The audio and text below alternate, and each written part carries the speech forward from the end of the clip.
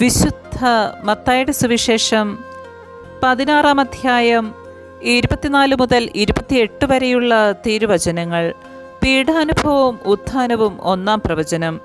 യേശു ശിഷ്യന്മാരോട് അരുളി ചെയ്തു, ആരെങ്കിലും എന്നെ അനുഗമിക്കാൻ ആഗ്രഹിക്കുന്നെങ്കിൽ അവൻ തന്നെ പരിത്യജിച്ച് തൻ്റെ കുരിശുമെടുത്ത് എന്നെ അനുഗമിക്കട്ടെ. സ്വന്തം ജീവൻ രക്ഷിക്കുവാൻ ആഗ്രഹിക്കുന്നവൻ അത് നഷ്ടപ്പെടുത്തും. എന്നാൽ ആരെങ്കിലും എനിക്ക് വേണ്ടി സ്വജീവൻ നഷ്ടപ്പെടുത്തിയാൽ അവനത് കണ്ടെത്തും.